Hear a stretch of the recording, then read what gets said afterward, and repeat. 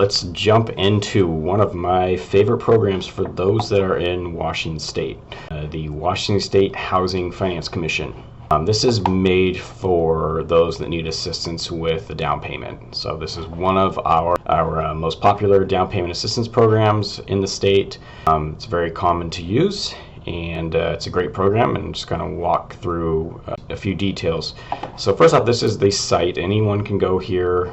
They can check interest rates because the rates are set by the State Commission, wshfc.org.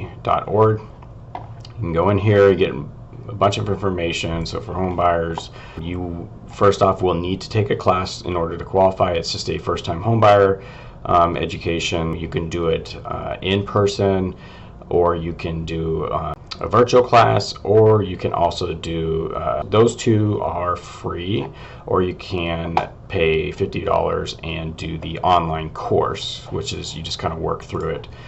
Register here, and then you just work through. Depending on how quickly you work through, it can take a couple hours. A lot of people prefer this one, doing it online, because they don't want to go in person or sit on a webinar essentially. That's a great option too. And then at the end you get a certificate, and that's how you reserve the down payment assistance funds once you are in contract on a house. So you want to get that out of the way first if you intend on using this program. There's different programs for the down payment assistance, but I really want to touch on the most used one, which is the Home Advantage program. How it works is they will give you up to 4% of your loan amount towards down payment and closing costs. It is in the form of a second mortgage. So if you had let's just say your loan amount was $400,000, they'll give you up to $16,000 towards covering the down payment and closing costs.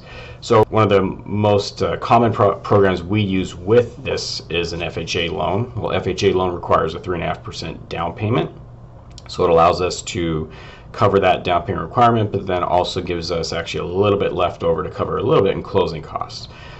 The second mortgage, as you can see here, it's 0 interest, payment deferred for 30 years. So essentially there's no payments on it.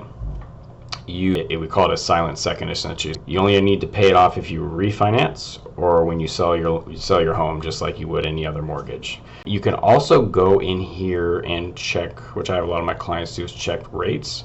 Click today's rates, and it can seem a little bit overwhelming, but it's not.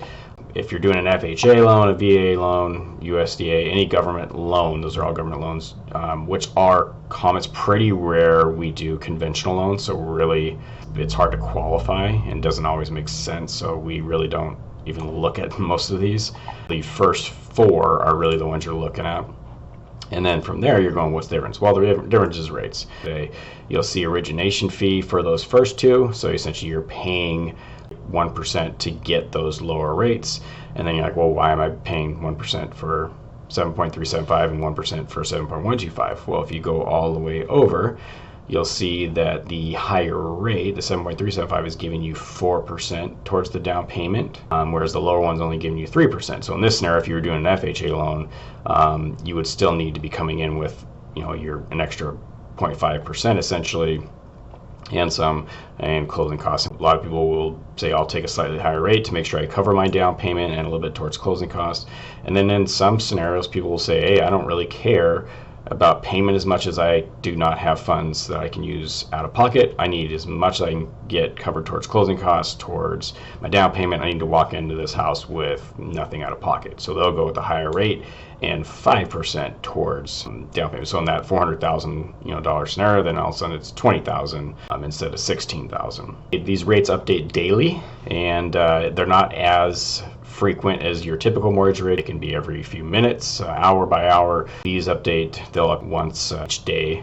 The rate sheet, they don't change as often because these rates are controlled by them, the state, versus the mortgage lender, so you won't see these change as often as like normal rates do. So anyways, there's that. In terms of requirements and guidelines, one, you have to work with a lender that is approved. So in this scenario, Canopy Mortgage, there we are approved. So here's a list of any of the lenders are, and then also your loan officer needs to be approved to do the down payment assistance loans as well. There are income limits, so you can see here, statewide cannot exceed $180,000 of gross income. That's kind of the main caveat. They've actually gotten rid of a lot of what we call overlays, meaning they used to have stricter requirements. In an FHA loan, you might be able to go to a certain debt versus income ratio, but the state would say, well, yeah, but we're not going to go over 45% of your gross income. So they got rid of that. They pretty much follow FHA requirements in terms of credit score and then also your debt versus income ratios. There's no minimum credit score requirement.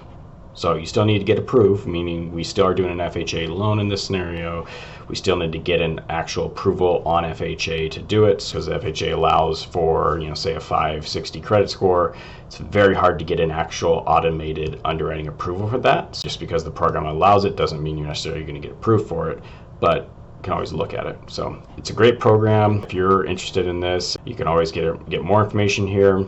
If you plan on using it, like I said, first thing you want to do is get that home buyer education out of the way so that when you are in contract, you can lock your funds in and your rates. So when you reserve the funds, you're also locking in the interest rate as well. You want to be able to do that right away. You don't want to get in contract and then be scrambling to get the class done, so that if rates went up, you'd be shooting yourself in the foot because you missed it and rates went up the day that you finally got the course done. There you have it.